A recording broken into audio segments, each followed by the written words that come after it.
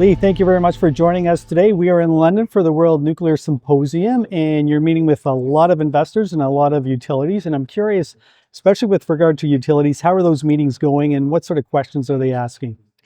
Yeah, look, James, it's the busiest we've ever had at a WNA, and with recent events specifically over the last 3 months, but also over the last 12 months, there's no doubt there's added stress into the supply chain, be it sovereign risk with respect to what happened in Niger, or downgrading in productions, be it in Kazatomprom and most recently MacArthur River. So the consequence is utilities are looking at their fuel procurement, looking at the security of supply, and because security of supply is such a critical component of nuclear fuel, it's resulting in many more meetings between the producers, emerging producers, and utilities. And we're seeing that in contracts that have been signed recently, which we announced. We doubled our contract book.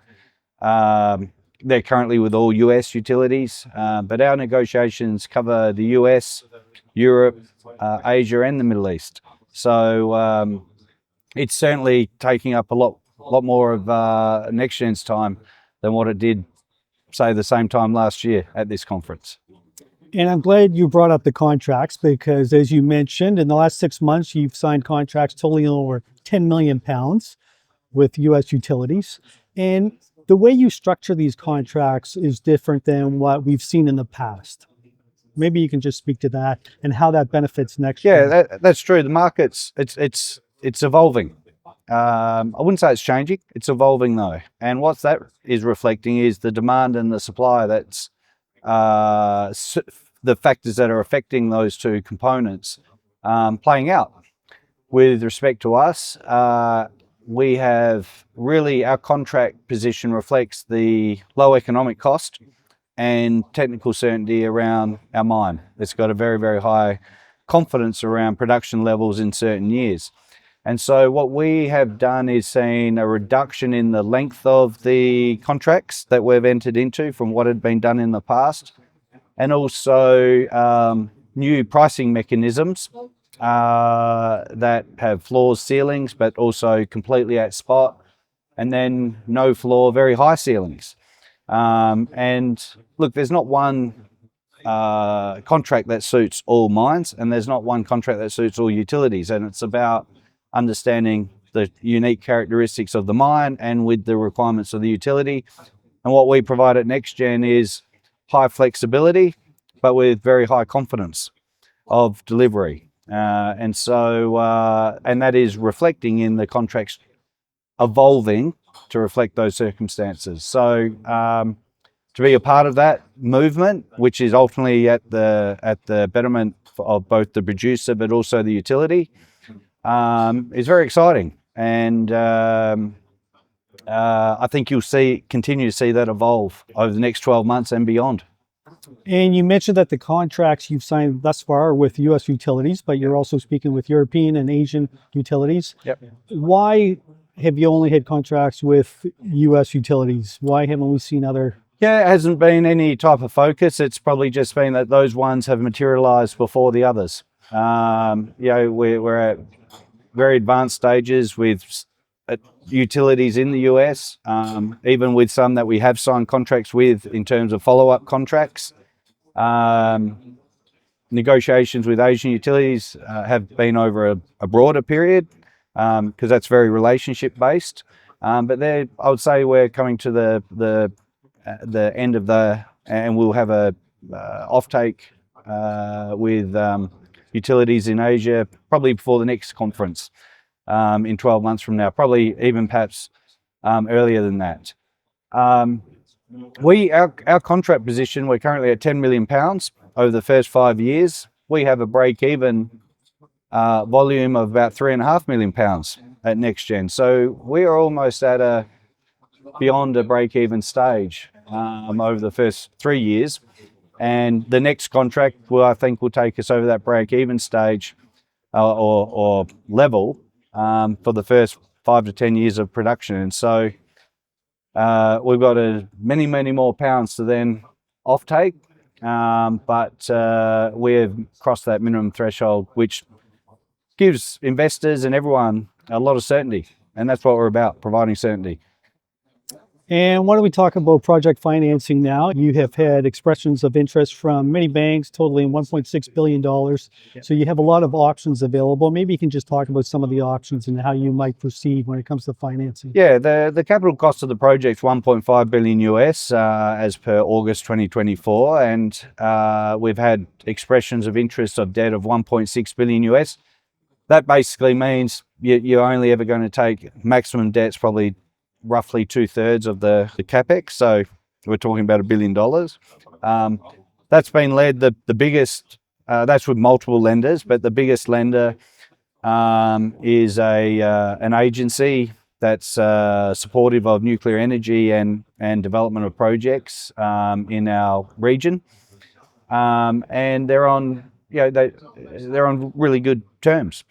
We're also looking at equity as well, and then potentially a prepayment on a future supply as well, which would also contribute to the overall financing package.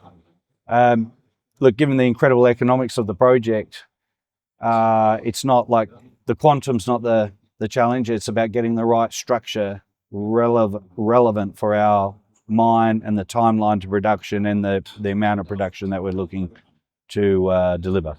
And when can we expect a final decision with regard to financing? financing? And it's totally around the permit, because we actually can't start spending that money until we have the permit. So in terms of the financing decision, that will conclude at the time we have final federal approval, which is expected to be with the commission hearing dates.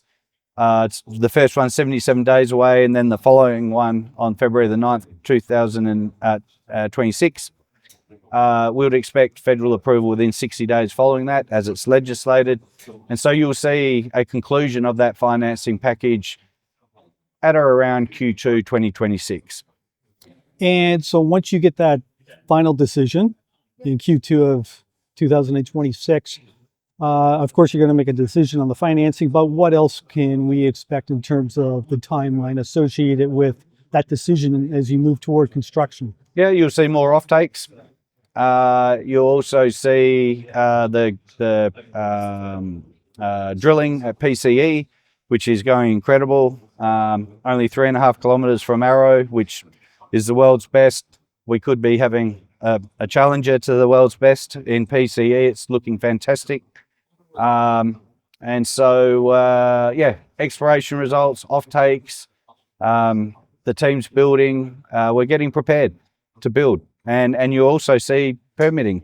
We are very confident around the commission hearings, given all the work that's done, the support that we have from all our communities in the project area, and they're advocating very strongly. Let's get going. So we're ready. We know exactly what we're building. Benefit of a long permitting process is it allows you plenty of time to plan, revise, and build the team, and we're ready. We know what we're building. We've got the team in place. We're well funded for the first 12 months of construction. The total financing package will be done well before we run out of money. So it's an incredible time for us as a company, but also as an industry. It's really evolving. So I'm glad you brought up PCE, because I want to talk about some of the exploration results. And as you mentioned, it's only 3.5 kilometers away from Arrow. Do you envision this being another separate deposit, or could it be just part of one massive deposit? I think what we've seen today, geologically, it's the mineralizing event of Arrow. The PCE is the same mineralizing event. Basically, there's been a significant mineralizing event in the area. These deposits are hosted in the cracks in the ground. And I'd say even broader regionally, you see Patterson Lake South. I think that's all part of the same mineralizing event. As you're aware, James, we started drilling in 2014. We found Arrow with the first drill hole within a 4.5 kilometer radius. We've now hit PCE 3.5 kilometers within that 4.5 kilometer radius. And we've got a lot more drilling to go just in and around Arrow to really understand the true extent of mineralization, let alone testing the next 8 parallel conductor corridors on our Rook 1 project. So geologically, we are just on the absolute beginning of it. Leigh, I want to get your views on another topic altogether. And one of the newest members of the World Nuclear Association is Microsoft. Yeah. And that's been well publicized. And I'm just kind of curious to hear your views on this. We saw a lot of strategic investors enter the lithium sector. GM, for example, they made a huge investment in one of the largest lithium deposits in the US. Do you see that sort of thing happening within the uranium sector where we might get a large tech company coming in? And I think it's certainly possible. And look, Microsoft joining the organization, like, what a wonderful development. And, all these data centers aren't going to work unless they're powered by nuclear energy, which is so heavily reliant on the fuel. We've seen that in other industries. I think it's very possible that we may see that. Congratulations to Microsoft. Like, Bill Gates led the small modular reactor development, and just such an incredible organization. And they're very smart. They'll know that this doesn't stop with the small modular reactors. It's full fuel cycle that needs to be covered, and I think that may very well happen, as we saw in the lithium industries and the battery metal industry. So watch this space. well, Leigh, I want to thank you very much for spending time with us today and providing an update. I know you have a day chock full of meetings, so I don't want to keep you. Once again, thank you. Jim, thanks.